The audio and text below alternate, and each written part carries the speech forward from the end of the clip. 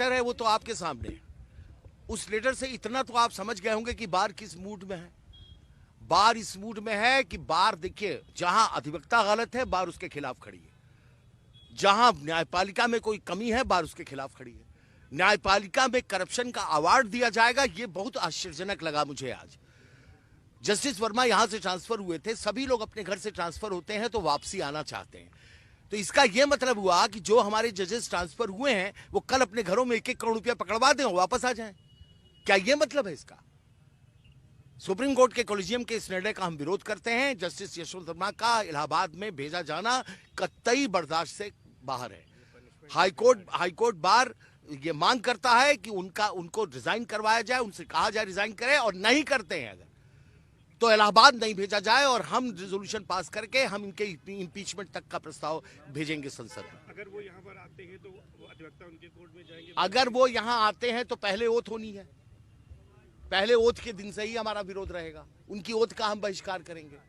और अगर उन्होंने ओथ ले भी लिया, क्योंकि भाई बंद कमरे में भी ओथ हो सकती है, बंद कमरे में भी ओथ हो सकती है, इन परिस्थितियों में उनकी अदालत में काम नहीं होगा। जो आज आपने रेजोल्यूशन पास किया है उसमें कई जगह लिखा है कि इलाहाबाद हाईकोर्ट कूड़ेदान नहीं है, क्या मतलब है सर इसका?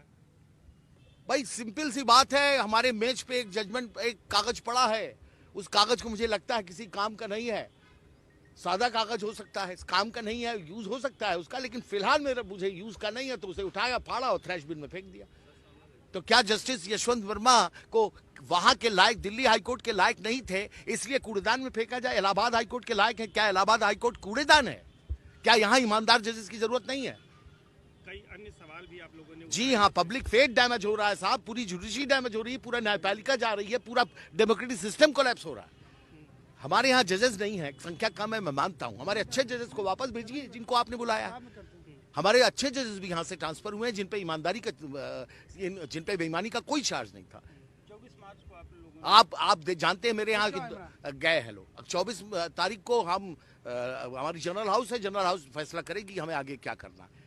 सर यहाँ पहले भी यशवंत वर्मा जी रहे हैं, पहले का उनका क्या इतिहास रहा है? भाई देखिए, ऐसा होता है कि पहले यहाँ बहुत सारे लोग रहे हैं, यहाँ उनका कंडक्ट क्या था, ऐसी कोई रिपोर्टिंग यहाँ कभी हुई नहीं इससे पहले इस तरह के आरोप नहीं है। देखिए, जब आदमी फंसता है, एक ही बार तो चोरी करता है, उसी में 100 बार कर रहा हो नहीं पता, लेकिन जब फंस गया तो एक्सप्लेनेशन तो नहीं दे सके। एक जज के पास 15 करोड़ रुपया कहाँ से आया?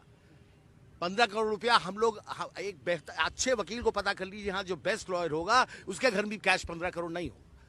15 करोड़ घर में कैश रखने अनअकाउंटेड मनी है भाई, आप बैंक में रखते हैं, आपके पास बहुत पैसा है तो कोई इसका कोई एक्सप्लेनेशन नहीं। पब्लिक डैमेज हो चुका है, पब्लिक का विश्वास खो चुकी है न्यायपालिका, अब इस डैमेज को रिकवर नहीं कर सकते। ये जस्टिस वर्मा का कोई एक्सप्लेनेशन इस डैमेज को रिकवर नहीं कर सकता। क्या मांग है आपने? मांग ये है, ही शुड रिजाइन, इस्तीफा दें तुरंत। आगे आते हैं तो उसका विरोध आप भी देखेंगे किस तरह से विरोध होता है।